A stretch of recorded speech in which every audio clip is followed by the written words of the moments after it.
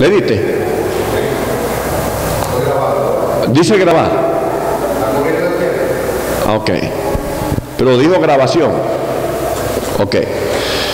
Leemos Mateo capítulo 5, versículo 30 y 21. Dice la palabra de Dios, Mateo capítulo 5, versículo 21. Dice la palabra de Dios de la siguiente manera: oísteis que fue dicho a los antiguos, no matarás, y cualquiera que matare será culpable de juicio. Pero yo os digo que cualquiera que se enoja contra su hermano será culpable de juicio. Versículo 27. Oíste que fue dicho, capítulo 5, seguimos leyendo el mismo capítulo, versículo 27. Oísteis que fue dicho, no cometerás adulterio.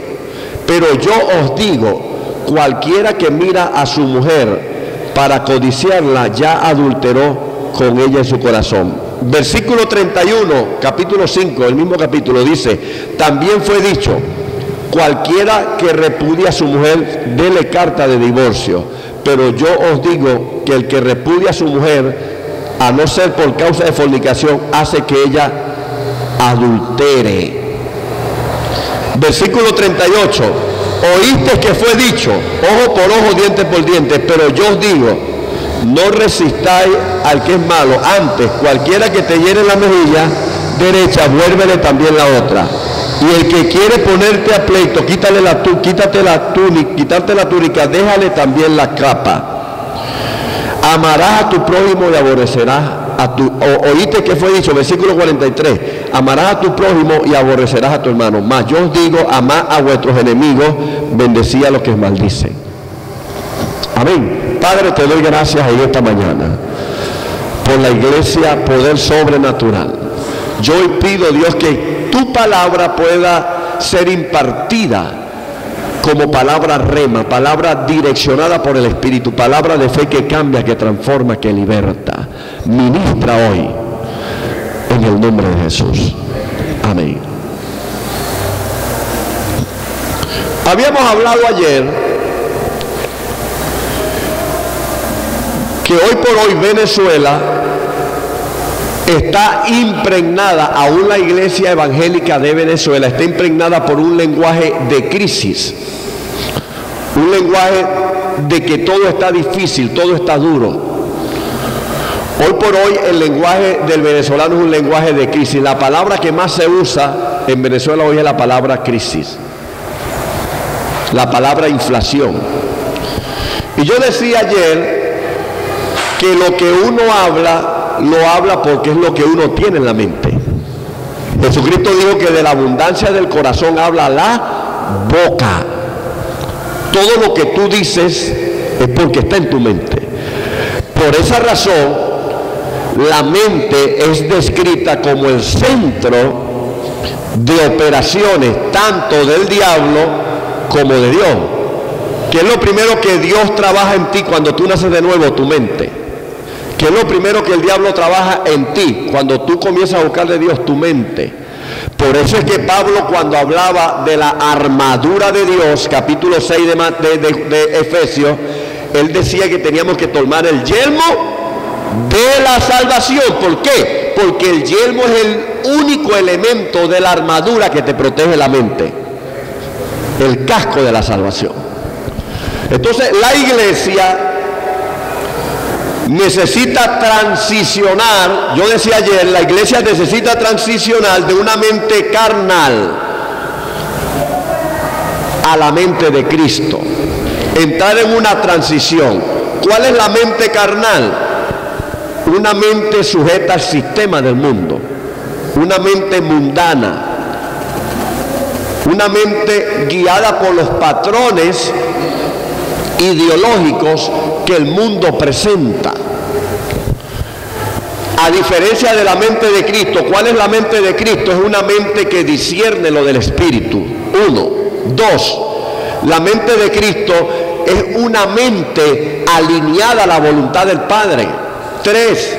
La mente de Cristo es una mente santa, pura. desligada a la carnalidad y al pecado. 4, la mente de Cristo es una mente madura. Entonces Dios nos quiere llevar de una mente carnal a una mente espiritual, a la mente de Cristo. Y yo explicaba que esa mente de Cristo, hoy por hoy, yo la llamo una mente reformada. ¿Qué es reforma? Ayer yo le hablaba de reforma. ¿Qué es una reforma? Una reforma son los cambios que se producen en una nación, en una constitución, para poder quitar lo que está deficiente, lo que no ha podido funcionar, y poder crear nuevos mecanismos legales que sean más efectivos. La Biblia es un libro de reforma. ¿De reformar qué? ¿Qué viene a reformar la Biblia? Viene a reformar un hombre viciado en el pecado. La palabra de Dios, ¿qué viene a reformar? Viene a reformar al hombre caído, al hombre que perdió la comunión con Dios en el huerto de Edén. Óyame bien, hermano, la peor desgracia de Adán no fue que lo sacaran del Edén. La peor desgracia de Adán fue haber sido destituido de la gloria de Dios. Es decir, haber perdido la comunión con el Padre. Que dice el apóstol Pablo en Romanos, él dice, por cuanto todos pecamos, fuimos destituidos. ¿Sabe lo que significa la palabra destituir? La palabra destituir significa quitar de la posición original. ¿Sabe cuál era la posición que tú tenías en Adán, en el primer Adán, antes que el primer Adán pecara? ¿Por qué digo el primer Adán? Porque está el postrer Adán, que es Cristo. El primer Adán, la Biblia lo llama alma viviente. ¿Por qué? Porque fue un Adán guiado por el alma, almático, y guiado por los sentidos. Pero ¿cómo llama la Biblia el postrer Adán? Espíritu vivificante, el cual es Cristo. ¿Qué es lo que diferenciaba a Cristo del primer Adán o el postrer Adán del primer Adán? Que el postrer Adán era alguien que andaba en el espíritu, era alguien con una mente reformada en la palabra, era alguien alineado a la voluntad de Dios. Entonces, ¿qué sucedió? Que el primer Adán fue quitado de la posición de gloria, fue desechado de la gloria de Dios y comenzó a corromperse. Por eso es que Génesis capítulo 6, iglesia, dice que Dios tuvo que traer un juicio sobre la tierra. ¿Cómo se llamó ese juicio? El diluvio. Porque dice que la mente del hombre, oiga, el hombre necesita una reformación en la mente. Dice Génesis 6 que el pensamiento del hombre era de continuo mal. Es decir, que el problema de lo que el hombre hace no es el hecho de lo que hace, sino es de lo que piensa. Por eso alguien decía, siembra un pensamiento y cosecharás un hábito. Siembra un hábito y cosecharás una conducta. Siembra una conducta y cosecharás un carácter. Es decir, todo comienza con los pensamientos. Entonces, la iglesia Poder Sobrenatural es una iglesia que Dios ha introducido en este tiempo, siglo XXI, año 2017, es una iglesia que Dios ha introducido en una reforma espiritual. Es una iglesia que Dios ha levantado en esta ciudad para impactar a otras ciudades y otras naciones, para traer reforma, para traer cambio, para traer transformación. No es una iglesia que va a pasar desapercibida en el lugar donde está. No. Esta no es una iglesia que va a ser insípida porque va a perder el sazón como sal de la tierra. No, esta es una iglesia llamada en este tiempo para traer cambio, para traer transformación, para traer reforma en la manera de pensar de la sociedad actual, una sociedad corrompida por el pecado. Una iglesia de reforma es una iglesia de cambio, es una iglesia alineada a la voluntad de Dios.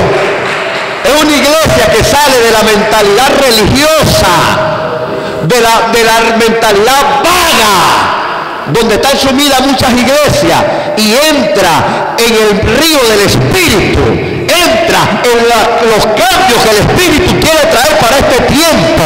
Una iglesia que impacta, una iglesia no reactiva, sino proactiva, una iglesia que trae cambio en un mundo que se está muriendo por el pecado. Esa es la iglesia poder sobrenatural, una iglesia reformada. Aleluya. Hoy quiero hablar de lo que es la reforma espiritual. Y yo quiero que no se me distraiga. Dígale que está a su lado: no me hables, no me mires, no me veas. Quédate como si te fuera a operar. Si usted no tiene a nadie al lado, háblele a las sillas. Quédate como si te fuera a operar. La Biblia es un libro de reforma. ¿Por qué la Biblia fue escrita? Para revelar a Dios. ¿Por qué la Biblia fue escrita? Para que el hombre pudiera volverse a Dios. Expliqué hace un momento que a causa del pecado del hombre, el hombre se aleja de Dios. Entonces Dios inspira a 40 hombres. ¿Cuántas personas escribieron la Biblia? 40 hombres guiados por el Espíritu. Dios los guía. ¿Cuál fue el primer personaje que escribió la Biblia? Moisés. Moisés escribió los libros más antiguos. ¿Sabe cuál es el libro más antiguo de la Biblia? No es el libro de Génesis, es el libro de Job. Moisés escribe los primeros libros de la Biblia: Job, Génesis, Éxodo,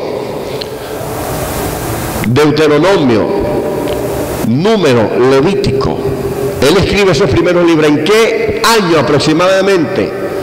Entre el 1400, 1500, 1600 aproximadamente. En ese tiempo Moisés escribe la Biblia. Es decir, casi 1600 años antes de Cristo comienza Moisés a escribir. Ese era el tiempo que tenía el hombre. Ya el hombre llevaba muchos años en la tierra. Entonces Dios levanta la revelación bíblica para traer una reforma en la mente mundana de la gente y cambiar la mentalidad para que el hombre se vuelva a Dios. Por eso que usted va a ver que Dios levantó reformadores a través de la historia bíblica. El primer reformador en la Biblia fue Moisés. Moisés fue un hombre de reforma. Moisés fue el hombre que recibió la ley mosaica en el monte de Sinaí. 613 mandamientos. La ley mosaica implicaba. La ley mosaica no eran los 10 mandamientos nada más.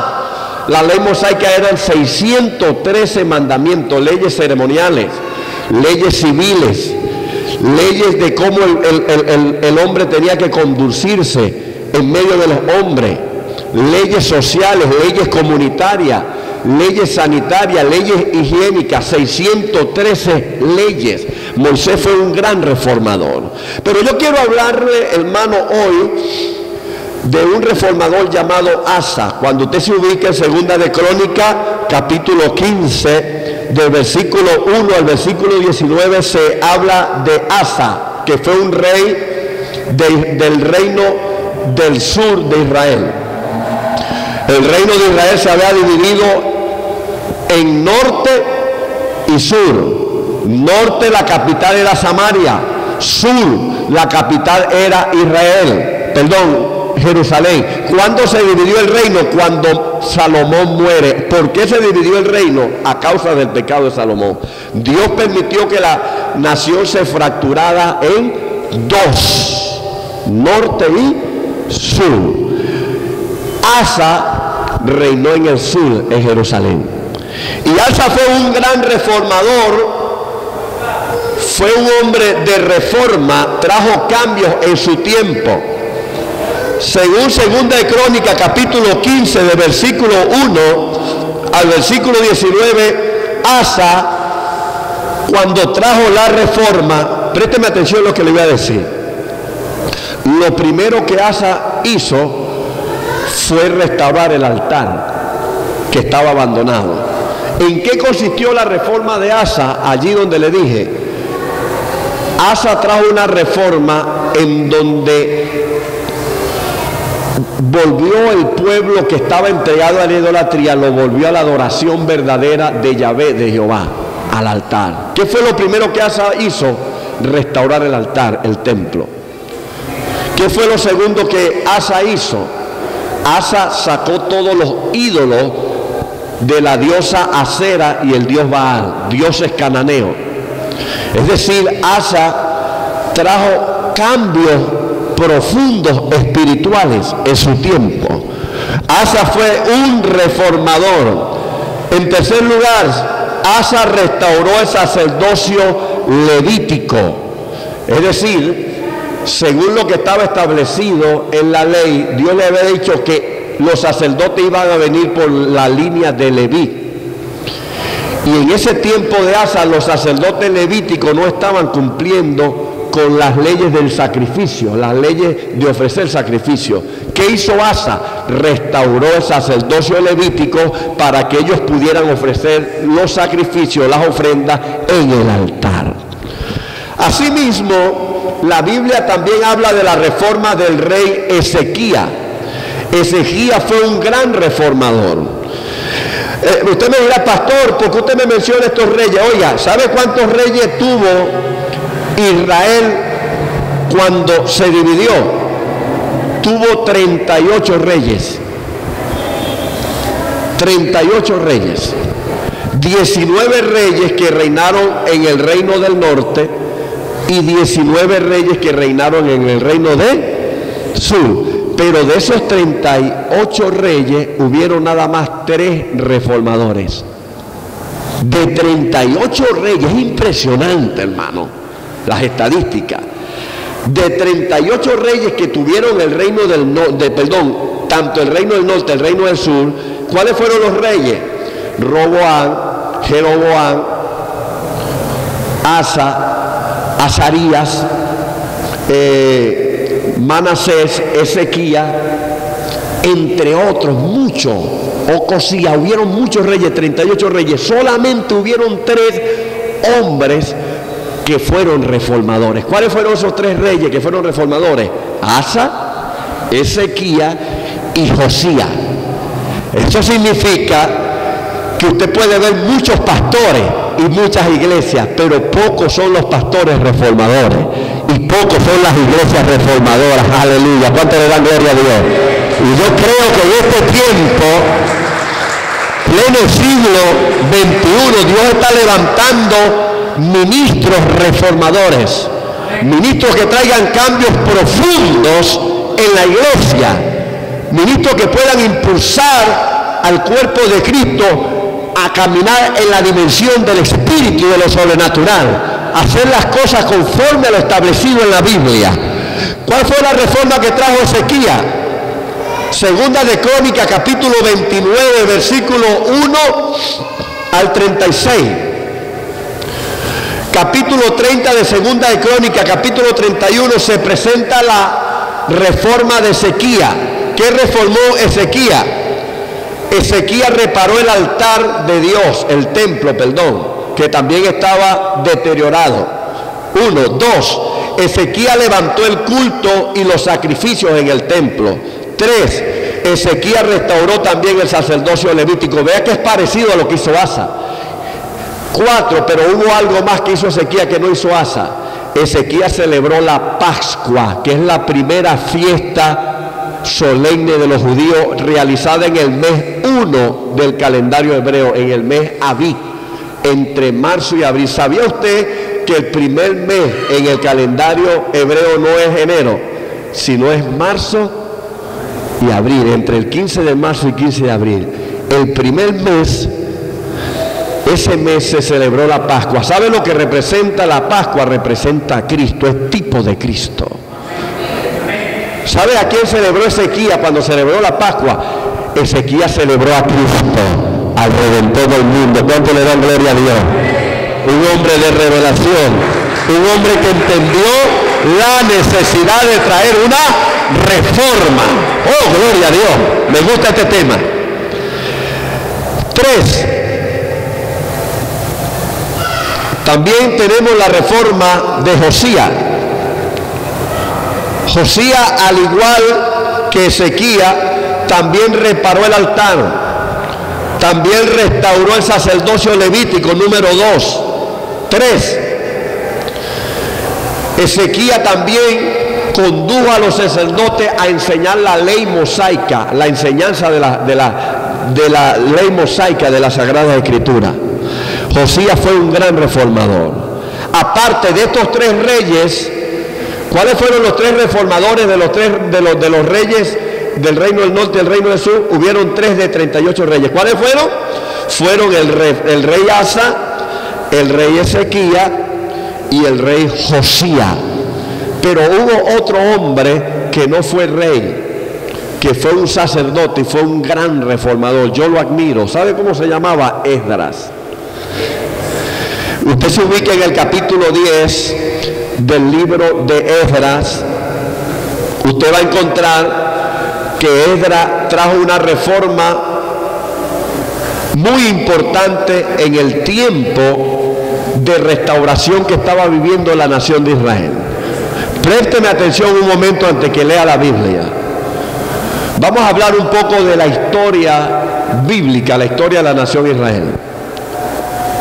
Cuando Dios permite que la nación elija un rey que pasara del gobierno teocrático a un gobierno monárquico, eso fue en tiempos del profeta Samuel. Dios había permitido el gobierno teocrático en la nación, o sea, no habían reyes, habían jueces. Dios había permitido que por medio de jueces Él gobernaba la nación, pero dice que la nación de Israel pidieron un rey. O sea, pidieron un cambio de un gobierno teocrático. ¿Cuál es el gobierno teocrático? El gobierno, la palabra teocrático, la palabra teo en el griego es Dios. ¿De dónde sale la palabra teología? Estudio de Dios, ciencia de Dios. ¿De dónde sale la palabra teocracia? Teocracia es gobierno de Dios. ¿Sabe cuál va a ser el gobierno en el milenio? No va a ser un gobierno monárquico, va a ser un gobierno teocrático. El gobierno de Dios en la tierra. ¿Sabe cuánto tiempo va a durar el gobierno teocrático? 1000 años el milenio. Y eso está cerca después del arrebatamiento, después de la gran tribulación. Entonces, ellos eligen un rey. Eligieron a Saúl. Y desde ahí comenzó el periodo monárquico en la nación de Israel. Saúl reinó 40 años. El número 40 representa cambio de generación. Después de Saúl, Dios levanta a un rey conforme al corazón de Dios. ¿Cómo se llamaba? David, como el camarógrafo, se llamaba David. David reinó 40 años. Después de David tuvo muchos hijos, pero Dios levantó otro rey. ¿Cómo se llamó el rey que siguió a David? Salomón. Salomón reinó 40 años. Cuando Salomón termina su reinado, Salomón, que fue un hombre muy idólatra, un hombre que no se sació de las mujeres, que tenía 1000 concubinas, yo digo que este hombre era un fenómeno, no un fenómeno, un fenómeno. 1000 mujeres, hermano. A veces uno no aguanta una, imagínense 1000.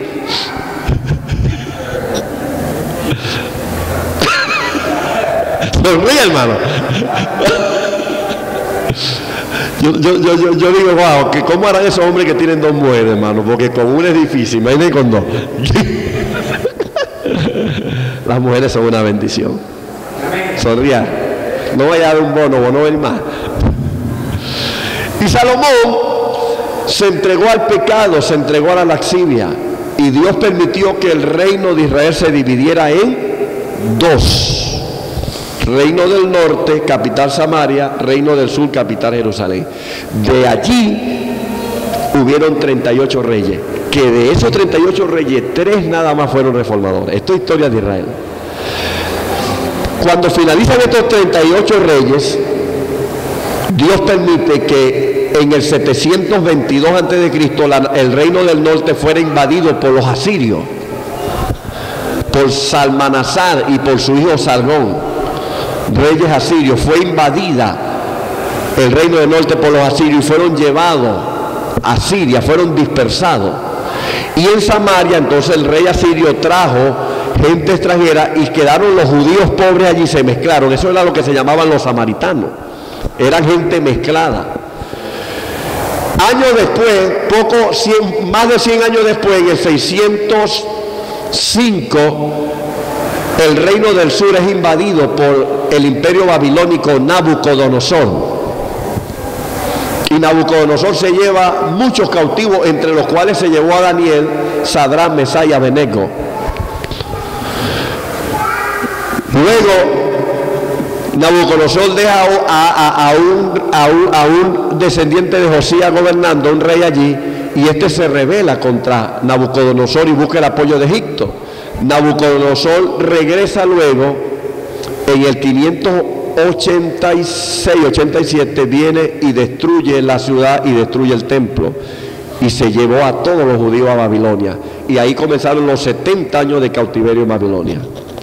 Después de los 70 años de cautiverio, que Dios levantó a un gentil, el único gentil que se le llama ungido en la Biblia, se llamó Ciro.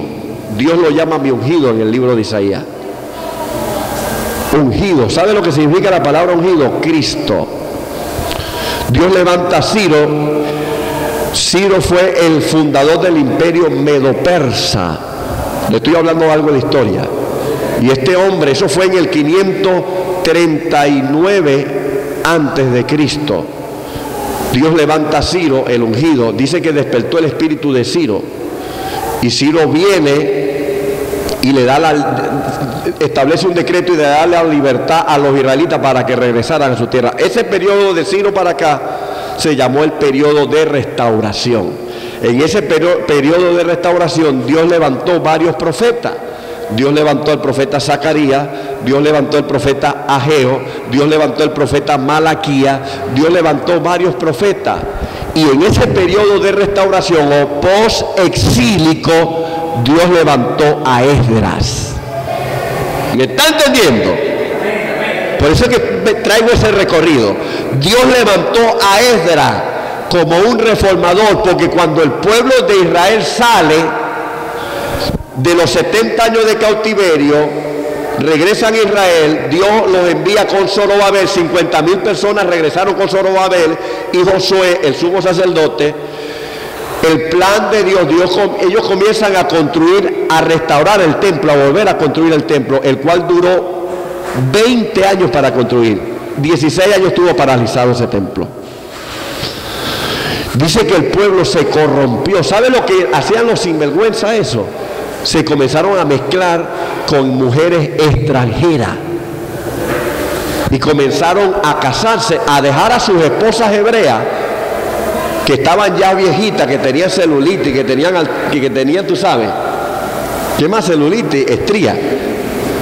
Y comenzaron a buscar puras quinceañeras, porque Dios les había mostrado un sueño que esa no era, porque así hay, hoy en día hay gente así. Ay, Dios me mostró en el sueño que la esposa que tengo con 5 muchachos no es mi esposa, sino aquella que no tiene muchachos. Eso yo lo he visto. Y los israelitas se corrompieron y Dios tuvo que levantar, se casaron con mujeres extranjeras. Dios tuvo que levantar a Esdras, a Nehemías, pero sobre todo a Esdras, para traer una reforma en su tiempo. ¿Y saben cuál fue la reforma de Esdras?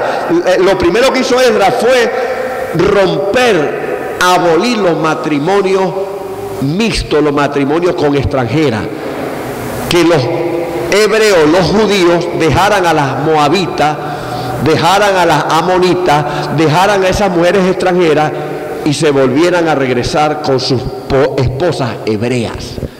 Esdras trajo una reforma tremenda. ¿Sabe lo segundo que Esdras hizo? Implementar el estudio de las Sagradas Escrituras. Él fue uno de los que impulsó el estudio de la Biblia, la cual había sido abandonada en ese tiempo. En segundo lugar fue eso. En tercer lugar, ¿sabe lo que Esdras hizo? Eso aparece en el capítulo 10 de Esdras. Esdras restauró el sacerdocio levítico. Entonces podemos ver estos reformadores que llegaron en un momento de gran necesidad.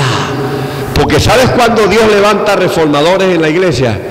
Cuando hay momentos críticos, cuando hay momentos que la gente se aleja de lo que dice las Sagradas Escrituras. Por eso fue que Dios levantó a Martín Lutero en el siglo XVI de nuestra era, porque en la época del Martín Lutero la iglesia católica estaba corrompida. La gente no tenía acceso a la Biblia. El populacho, el pueblo no tenía acceso a la Biblia estaba en latín. No es como ahora que todo el mundo tiene una Biblia y usted la puede leer, usted puede escudriñarla. En la época de Martín Lutero, siglo XVI, nadie tenía acceso a la Biblia.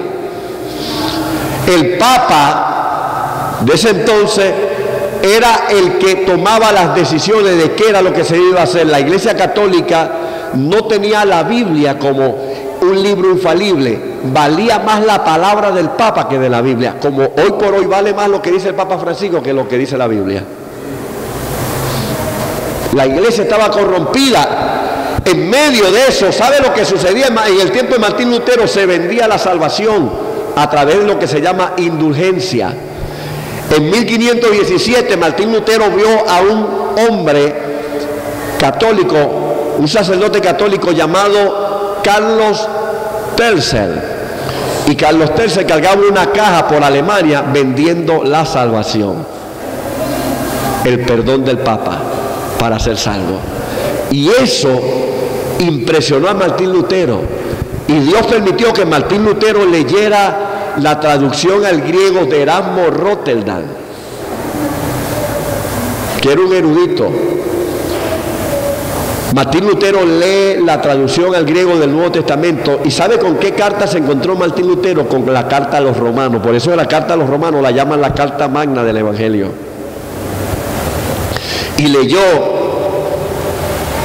allí el capítulo 1 cuando dice que la justicia de Dios se revela por fe y para fe.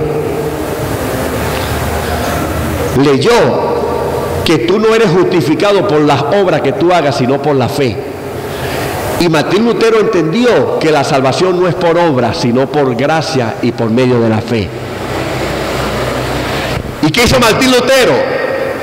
Después que leyó el Nuevo Testamento y entendió lo que decía Romano, se fue a la catedral de Wittenberg y clavó las 95 tesis de la Reforma protestante.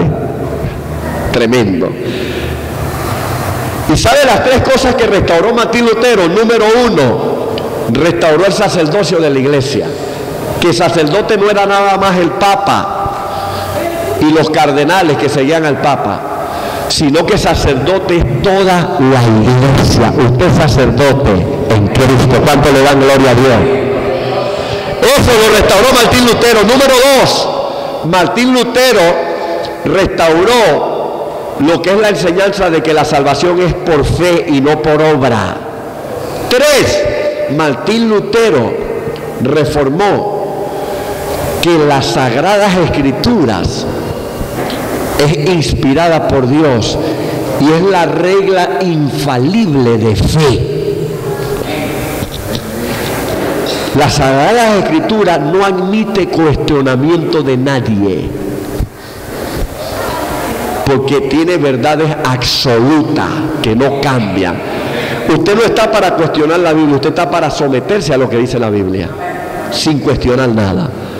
Y Martín Lutero levantó esa reforma en 1517. Todo el Vaticano se le vino en contra para matarlo. Dice la historia que el Papa de ese entonces lo mandó a convocar y había muchos cardenales. Cardenales son sacerdotes católicos. Y lo reunieron y le dijeron a Martín Lutero, el Papa le dijo: queremos que te retracte de lo que dijiste. Martín Lutero sacó la Biblia y le dijo: el que me demuestre por la Biblia que lo que yo estoy diciendo está mal, yo me retracto. No hubo uno, hermano. ¿Sabe por qué? Porque nadie leía la Biblia. Ni el Papa la leía. No hubo uno que contradijera a Martín Lutero. Lo sentenciaron a muerte allí, pero hubieron amigos de él que lo lograron sacar y no lo mataron. Martín Lutero fue un reformador que Dios levantó en un momento de crisis. La iglesia Poder Sobrenatural es una iglesia que Dios ha levantado en este siglo XXI, 2016, 2017, en un tiempo de crisis en la iglesia. Usted me dirá: Pastor Obed, ¿de qué crisis está hablando usted? Hermano, estamos viviendo la iglesia de la Odisea. una iglesia apóstata, una iglesia que se ha desviado de la Sagrada Escritura, una iglesia ciega según Apocalipsis capítulo 2, capítulo 3, una iglesia que se cree rica pero es miserable, es pobre. Una iglesia apagada en el espíritu, que necesita gente llena del fuego de Dios, reformadores del espíritu, que puedan irradiar en la gloria de Dios, que puedan irradiar el fuego del espíritu, que puedan transmitir lo que el Espíritu Santo dice. Así dice el Espíritu de Dios. En este tiempo la iglesia necesita una reforma, salir, oh gloria a Dios, de la apostasía, de las falsas enseñanzas y entrar en la sana doctrina de la palabra. Hoy más que nunca hay necesidad que Dios levante gente reformadores en la iglesia. A veces uno desconoce la palabra y piensa que todo está chévere, que chévere es ajao, como decía el Puma. Hermanos, yo cada vez que estudio más la doctrina bíblica me doy cuenta cómo está la iglesia desviada de la doctrina. Hay una necesidad en la iglesia está desviada de la palabra. Hay gente que a veces viene a las iglesias por comodidad, por sentarse en una butaca de cine, aire acondicionado. Hay gente que busca las iglesias por comodidad, no por necesidad, no por buscar a Dios. Ah, no, yo voy a congregarme en las buenas nuevas porque allá hay butacas de cine, aire acondicionado, pantallas gigantescas. Evangélicos light, evangélicos que necesitan ser reformados. ¿Cuánto le dan gloria a Dios? Evangélicos que tienen que ser confrontados por la palabra. Entonces, en este tiempo Dios está levantando una generación de ministros, pastores, evangelistas, profetas, apóstoles, maestros reformados para reformar a la iglesia de la Odisea, para traer cambio a la iglesia de este tiempo. Oh, gloria a Dios. ¿Cuánto le dan gloria? ¿Sabe lo que está restaurando Dios en la iglesia en este tiempo? Quiere que sea restaurado. Oye tú, Pastor Álvarez y Francis, sobre todo ustedes. Lo primero que está restaurando Dios en la iglesia de este tiempo es el sacerdocio según el orden de Melquisedec. Usted no es sacerdote según el orden de Leví. Usted es sacerdote según el orden de Melquisedec. El apóstol Pedro dijo, Primera de Pedro capítulo 2, versículo 9, dice que nosotros somos linaje escogido, real sacerdocio. ¿Qué significa esto? Que el sacerdocio que usted tiene, que es un sacerdocio levítico, es un sacerdocio de gobierno, de reino. Los sacerdotes levitas no podían gobernar, ellos estaban nada más para ministrar en el templo, no podían ser reyes.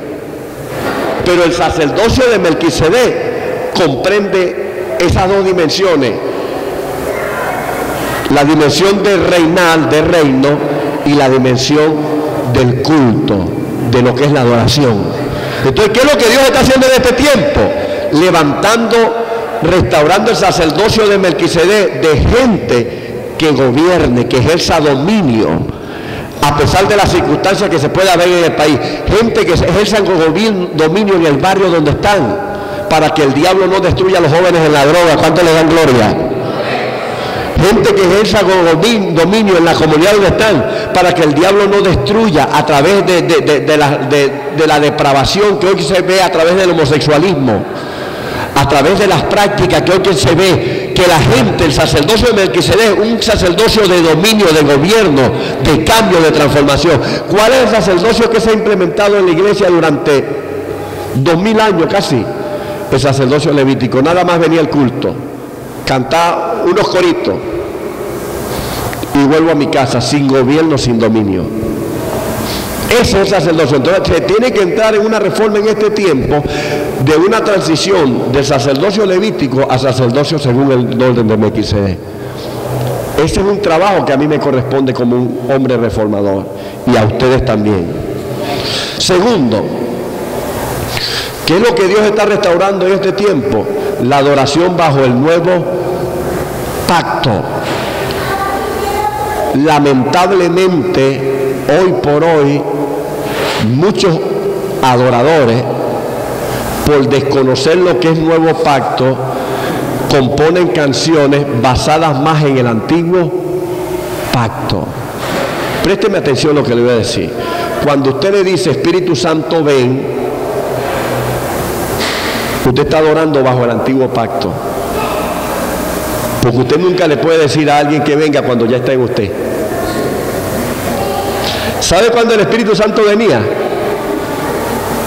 En el Antiguo Testamento, porque no habitaba en la gente. Él venía y se iba. ¿Sabe cuándo el Espíritu Santo llenaba un lugar? En el Antiguo Pacto llenaba el templo. En el Nuevo Pacto no llena lugares, llena vidas, llena personas. Usted no va a encontrar en ninguna parte del Nuevo Testamento que el Espíritu Santo llenó un templo. Llenó corazones, llenó personas. Diga ay. Había un cántico muy cantado, hermano. Señor, llévame a tus atrios, al lugar santo. Ese es el Antiguo Pacto. Porque yo no tengo que pasar por el atrio ni por el lugar santo, porque ya yo tengo acceso al lugar santísimo. ¿Cuánto le dan gloria? Ay, Señor.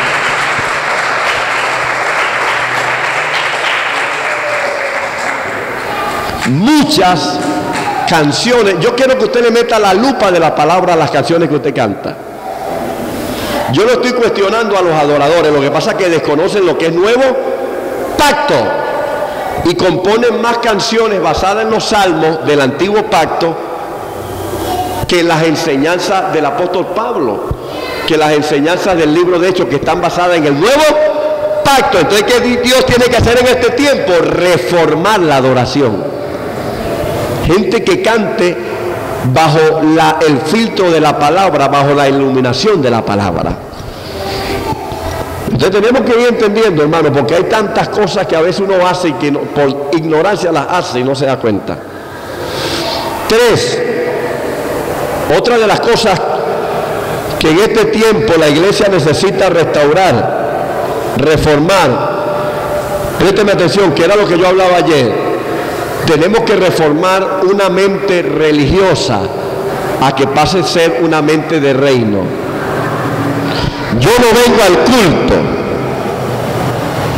O sea, usted no viene al culto a hacer el papel de evangélico, a cumplir con el pastor, a cumplir con el plan o el programa de servicios que la iglesia ha establecido. No, usted viene a la iglesia. Entienda esto que le voy a decir. Usted viene a la iglesia a recibir las herramientas del reino para ejercer reino, ejercer gobierno. Por eso es que el apóstol Pablo le dijo a Timoteo: no te enredes en los negocios de la vida. Como buen soldado, milita. Tú milita como buen soldado. ¿Qué es lo que hay en el reino? En el reino de Dios hay reyes, hay generales, hay capitanes, hay tenientes, hay gente que ejerce dominio a través de la milicia del reino. ¿Y qué sucede hoy? Que a veces vemos gente que viene al culto, adoraron, se regresaron a su casa y siguen siendo los mismos. No hay un cambio, no hay una transformación. ¿Sabe por qué? Porque se han habituado a una mente religiosa. ¿Sabe cuál es la mente religiosa? Todo el tiempo lo mismo. No hay una renovación en el espíritu. Pasa 20 años, no, pastor, yo tengo 20 años en el evangelio y eres el mismo. Porque te habituaste a la religiosidad y la religiosidad no trae cambio. Entonces, ¿qué es lo que Dios en este tiempo está haciendo en las iglesias? Está reformando esa mente religiosa, esa mente de falda larga, esa mente de blusa larga, de taparme, que esa es la mente que ha impregnado a una mente de reino, a una mente de gobierno, de dominio, a una mente en donde se revele lo del Espíritu en este tiempo, a una mente de reino que se manifiesta en la familia a través de los hijos. Qué triste ver a muchos padres evangélicos, pero sus hijos perdiéndose. ¿Sabe por qué? Porque falta el reino. Porque en donde llega el reino a una casa, en donde llega el reino hay la libertad, porque el Espíritu comienza a operar. En donde llega el reino llega la voluntad del Padre.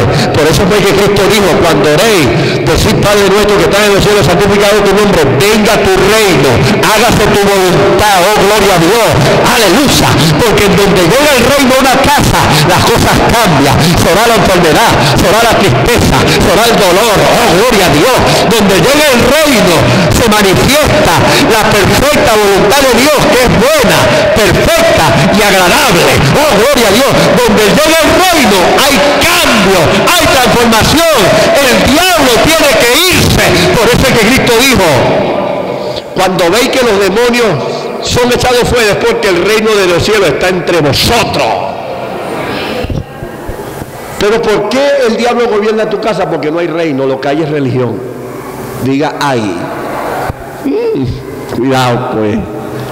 Pastor, yo no hallo qué hacer con mis hijos, los unjo con manteca cochino, con aceite de carro quemado, no hallo con aceite de mercado, aceite de Dillarred, aceite, todos los aceites los he implementado, bater, bueno, todos esos aceites.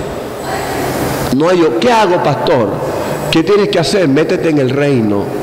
Cambia la mentalidad de religión a una mentalidad de reino, porque la mentalidad de reino es una mentalidad de dominio, de cambio, de transformación, que no solamente se manifiesta en ti, sino que se revela hacia los que están a tu alrededor, porque nunca el reino, óyame iglesia, nunca el reino de Dios vino nada más para reposar en una persona, vino para traer cambio a todo lo que está alrededor, vino para reformar. ¿Estamos entendiendo? ¿Están entendiendo el mensaje? Ok. Entonces, ¿qué es lo que en este tiempo se necesita? Reformar una mentalidad religiosa en la iglesia y llevarlos a una mentalidad de reino. Es tan tremendo que Cristo, la palabra reino en el Nuevo Testamento aparece 156 veces. Y de esas 156 veces, Cristo la mencionó 123. El 80% de las veces que se menciona la palabra reino, el que mencionó esa palabra se llama Jesucristo. ¿Sabe lo que significa reino? De la palabra griega basileia, la palabra reino significa gobierno, dominio, señorío, autoridad. ¿Te gusta esto? Sabroso, ¿verdad que sí? A mí me gusta esto. ¿Sabes? Porque cuando yo hablo de reino, yo estoy dando a entender que el diablo no va a hacer conmigo lo que le da la gana. Cuando yo hablo de reino, ¿sabes lo que me da a entender esto? Que el diablo no va a hacer con mis hijos lo que le da la gana. No se lo voy a permitir. ¡Oh, gloria a Dios! ¿Sabes lo que significa cuando hablamos de reino? Que el diablo no va a hacer con mi país lo que le dé la gana. ¡No! ¿Sabe por qué? Porque he entendido que tengo dominio, tengo autoridad, tengo ausocia, tengo señorío, tengo poder, aleluya. Estoy bajo la autoridad del reino para traer el cambio, para decirle al diablo: hasta aquí llegaste, para decirle al diablo: no te lo voy a permitir, tú no me vas a matar de cáncer, tú no me vas a matar de infarto, tú no me vas a matar de ninguna enfermedad. ¿Por qué? Porque yo ejerzo dominio sobre la enfermedad. ¿Sabe por qué? Porque yo estoy bajo la dimensión del reino. Eso es tener mentalidad de reino. Aleluya. Usted va a salir diferente aquí, hermano. Aquí se le está transfiriendo un chip de reino en su mente. Otra de las cosas que en este tiempo necesitan reformarse es la vida conforme al Espíritu. Que la iglesia salga de la vida carnal. Romanos 8, Pablo habla de los que andan conforme a la carne, los que viven conforme a la carne, los que piensan en las cosas de la carne. Pero ahí mismo habla, en el capítulo 8 de Romanos, habla de los que piensan en las cosas del Espíritu, los que andan conforme al Espíritu y los que viven conforme al Espíritu.